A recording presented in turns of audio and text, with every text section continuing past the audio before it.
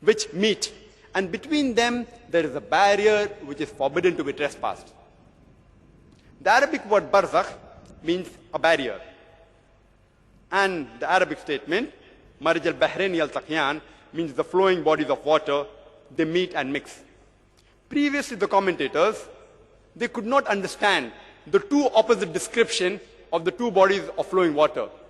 It says they meet and mix, as well as it says there's a barrier between them. The commentator of the Quran could not explain what did this verse actually mean. It was confusing.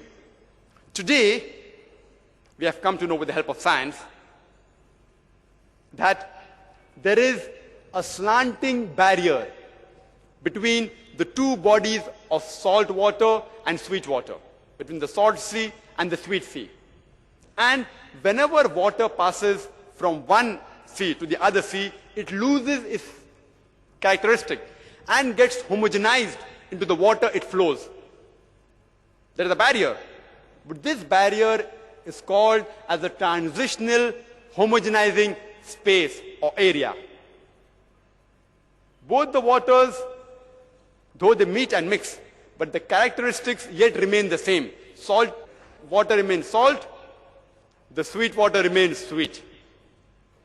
And this phenomena can be seen in Cape Point, southernmost tip of South Africa in Cape Town, where salt and sweet water meet, but they are distinct. They don't mix. When they flow across, the water changes its characteristics. Similar thing can be observed in Egypt when River Nile flows into the Mediterranean Sea, as well as the example of Gulf Stream, which starts in the Gulf of Mexico, though it flows for thousands of miles. Both the water, salt and sweet water, they are distinct. And if you're traveling in a boat, and if you pick up water from one side of the boat and water from the other side, you'll find that both the waters are different. One is sweet and the other is salty. Even the temperature differs. Even in the area of Gibraltar, the Atlantic and the Mediterranean Ocean, there is an unseen barrier. And this was confirmed, this phenomena which the Quran speaks about, was confirmed by Professor Hay, who is a leading Marine of USA. The Quran asks the people that which of the favors of thy Lord will you deny? In Surah Rahman itself, chapter 55, this verse, then which of the favors of your Lord will you deny, is repeated no less than 31 times. It speaks about a sign of Allah subhanahu wa ta'ala, about trees, about the heavens, and then asks you, then which of the signs of thy Lord will you deny? It speaks about what cycle, and then asks you, then which of the signs of thy Lord will you deny? It speaks about the barrier between the sweet and the salt water, and then asks you, which of the signs of thy Lord will you deny? The Quran in one chapter itself, it's asking its reader, which of the signs of God Almighty will you people deny? It's prodding you that all these signs, from where do they come? Which of the signs will you deny? In the field of biology, the Holy Quran says in Surah Al-Anbiya, chapter number 21, verse number 30, وَجَعَلْنَا مِنَ الْمَاءِ كُلَّ شَيْءٍ حَيٍّ. We have created every living thing from water. Will you not then believe? Imagine, in the deserts of Arabia, where there was scarcity of water, the Quran says everything was created from water. Who would have believed in it? Anything else the Quran would have said, people could have believed. Water, where there was scarcity, the Quran says 400 years ago, every living thing is created from water. Today we have come to know that cytoplasm, which is the basic substance of the living cell, contains 80% water. Every living creature contains 50 to 70% water. And without water, the living creature cannot survive. It's a must. Quran asks you, وَجْعَلْنَا مِنَ الْمَاءِ كُلِّ شَيْءٍ حَيٍّ. We have created from water every living thing. Will you not then believe? Allah is saying that everything is created from water, which you came to know today. Quran mentions that 1400 years ago. Will you not then believe? It's asking you a question. It wants a reply. The Quran says in Surah Nur, chapter number 24, verse number 45, that we have created every living animal from water. The Quran says in Surah Furqan, chapter 25, verse number 54, we have created the man from water. Imagine, 1400 years ago, the Quran mentions this. In the field of botany, we have come to know recently that even the plants have got sexes, male and female. Previously, we did not know that.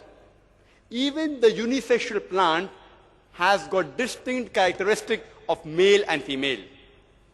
The Quran says in Surah Taha, chapter number 20, verse number 53, it is Allah who sends down water from the sky and causes diverse pairs of plants to grow, each separate from the other. That means the plants have got sexes, male and female.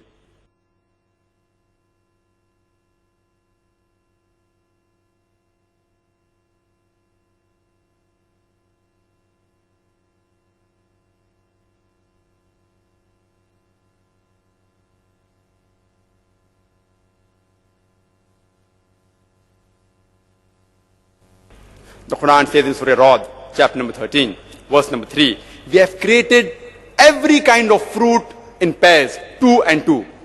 Even the fruits have got sexes, male and female. In the field of zoology, the Holy Quran says in Surah Anam, chapter number 6, verse number 38,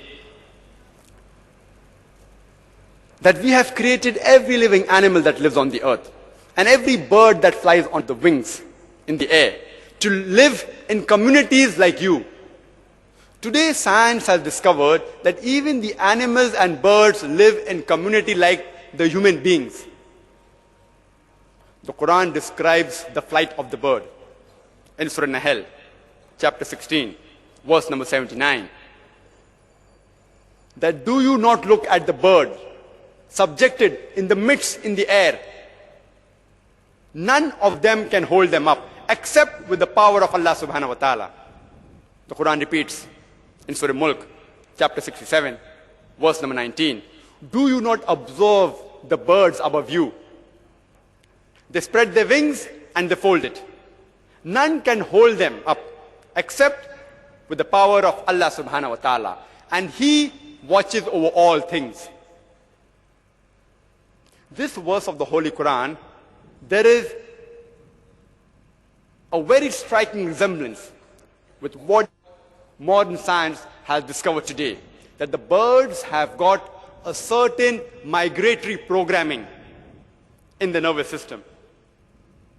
That's the reason that young birds, without any prior experience, can take flights of thousands of miles without a guide. And they come back to the departure point also. And a very good example is given by Professor Hamburger in his book, Power and Fragility, of the mutton bird. The mutton bird lives in the Pacific.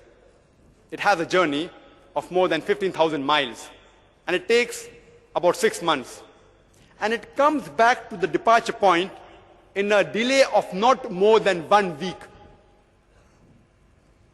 How is it possible? The scientists say there has to be a certain programming of these birds. Who is programming them? But natural, as the Holy Quran says, Allah subhanahu wa ta'ala holds them up.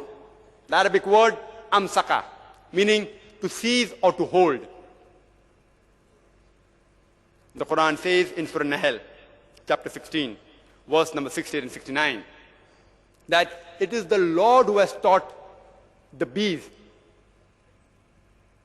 to build cells in hills, in trees, and human habitations, and to eat of what the earth produces, and to find the spacious path of the Lord with great skill.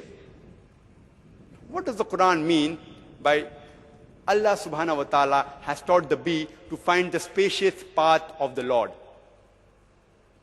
Von Frisch, who is a scientist, he got the Nobel Prize in 1973 when he described the behavior of the animals, especially the communication method of the bee. And today we have come to know that whenever a worker bee finds a new flower or a new garden from where it can take nectar, it goes and tells its fellow bees the exact direction and map of that new flower or garden